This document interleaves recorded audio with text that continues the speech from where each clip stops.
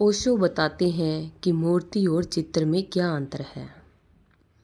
ओशो कहते हैं कि मैं मूर्ति के विरोध में हूँ और चित्र के विरोध में कभी भी नहीं हूँ। मूर्ति और चित्र में भी वही फ़र्क है जो किताब और शास्त्र में फ़र्क है। मैंने कभी नहीं कहा कि राम के चित्र को अपने घर में मत लगाना।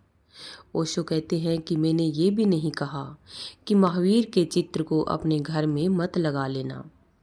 मैंने यह भी नहीं कहा कि महावीर की पत्थर की प्रतिमा अपने घर में मत रख लेना। महावीर जैसे प्यारे आदमी की स्मृति घर में रखी जा सकती है। बुद्ध जैसे प्यारे आदमी की स्मृति जिस घर में नहीं है वह घर अधूरा है। और जीसस का सूली पर लटका हुआ चित्र जिस घर के भीतर नहीं है उस घर के बच्चों की पता नहीं है कि कितने अद्भुत लोग जमीन पर हो चुके हैं। ओशो कहते हैं कि पूजा मत करना, प्रेम करना, उनकी पूजा मत करना, क्योंकि पूजा दूसरे ही अर्थ रखती है।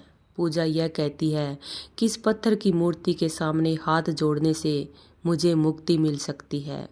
यह बेवकूफ़ी की शुरुआत हो गई।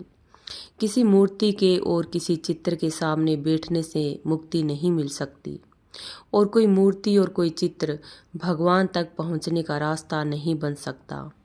कोई मूर्ति भगवान नहीं है।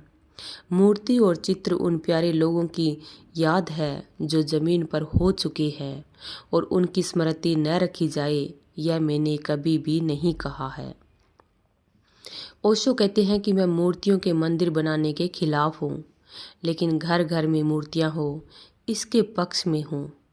एक एक घर में मूर्तियाँ हो, लेकिन मूर्तियाँ भगवान की तरह नहीं, एक पवित्र स्मरण की तरह, एक पवित्र याद की तरह है।